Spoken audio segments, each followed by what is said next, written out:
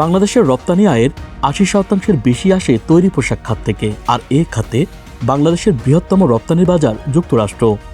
এবার নতুন খবর হলো, দেশটিতে পোশাক রপ্তানি খাতে বাংলাদেশের জন্য আরও একটি বড় সুযোগ তৈরি হচ্ছে। এই সুযোগ করে দিয়েছে যুক্তরাষ্ট্রের নতুন প্রেসিডেন্ট ডোনাল্ড ট্রাম্পের একটি নির্বাহী আদেশ, যা বিশ্বজুড়ে এখন আলোচনার কেন্দ্রবিন্দুতে পরিণত হয়েছে। We had the cleanest water, and yet we had the most productive economy in the history of our country. We had the most productive economy.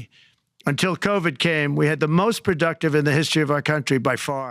যুক্তরাষ্ট্রের প্রেসিডেন্ট হিসেবে দায়িত্ব নেওয়ার 2 সপ্তাহের মাথায় কানাডা, মেক্সিকো ও চীন থেকে পণ্য আমদানিতে বাড়তি শুল্ক আরোপ করেন ডোনাল্ড ট্রাম্প। এই নতুন নির্দেশনা অনুযায়ী পণ্য আমদানিতে কানাডা ও মেক্সিকোকে 25% হারে শুল্ক দিতে হবে। এছাড়া চীন থেকে আমদানি করা পণ্যের উপরও বর্তমান হারের অতিরিক্ত 10% শুল্ক আরোপ করেন তিনি। ট্রাম্পের এই নির্দেশনাটি আগামী 4 ফেব্রুয়ারি থেকে কার্যকর হবে বলেও জানানো হয়। তিনি ঘোষণা দিয়েছেন, শিগগিরই ইউরোপীয় ইউনিয়নের পণ্যের উপরও শুল্ক বসতে যাচ্ছে। চীনের উপর বাড়তি শুল্ক আরোপ করায় বাংলাদেশের রপ্তানি বৃদ্ধির সম্ভাবনা দেখছেন দেশের অর্থনীতিবিদ ও ব্যবসায়ীরা। তারা বলছেন, বাংলাদেশের পোশাক, চামড়াজাত পণ্য ও প্রক্রিয়াজাত কৃষি পণ্য খাত বাড়তি অর্ডার পেতে পারে। এদিকে এমন পরিস্থিতিতে যুক্তরাষ্ট্রের বাজারের অন্যতম রপ্তানিকারক দেশ জাপান, কোরিয়া, এমনকি চীনা কোম্পানিগুলো এখন তাদের কারখানা অন্য দেশে সরিয়ে নিতে বাধ্য হতে পারে। সেক্ষেত্রে সুবিধাজনক দেশ হতে পারে বাংলাদেশ।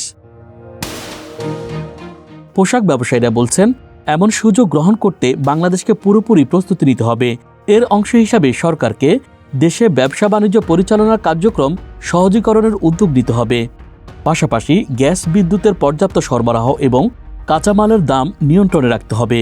তা না হলে সময়মতো ক্রেতা প্রতিষ্ঠানগুলোকে গুণগত মানের পণ্য সরবরাহ করতে না পারলে সুযোগটি নেওয়া সম্ভব হবে না বলেও জানান তারা। 2023-24 অর্থ বছরে যুক্তরাষ্ট্রে বাংলাদেশ প্রায় $760 কোটি পণ্য রপ্তানি করেছে, যা দেশের মোট রপ্তানি আয়ের 17% বেশি। দেশটিতে বাংলাদেশ বেশি রপ্তানি করে পোশাক, যদিও যুক্তরাষ্ট্রের পোশাক রপ্তানিতে সবচেয়ে এগিয়ে চীন। পরের অবস্থানে রয়েছে ভিয়েতনাম। এরপরই রয়েছে বাংলাদেশ, ভারত ও ইন্দোনেশিয়ার অবস্থান।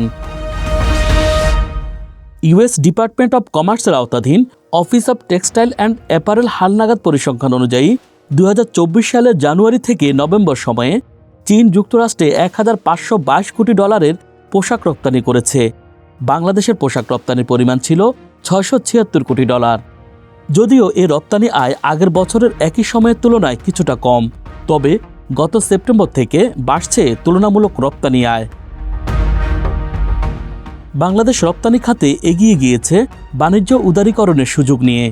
এখন বড় বাজারগুলো যদি যুক্তরাষ্ট্রের মতো আমদানিতে শুল্ক আরোপ শুরু করে, তাহলে সংরক্ষণ বাড়িটা শুরু হবে, আর এতে দীর্ঘমেয়াদে বড় ধরনের সমস্যায় পড়বে বাংলাদেশের মতো রপ্তানিকারক দেশগুলো। Thank you and congratulations. I know very much about you. Dhaka express, news desk. You've done a fantastic job.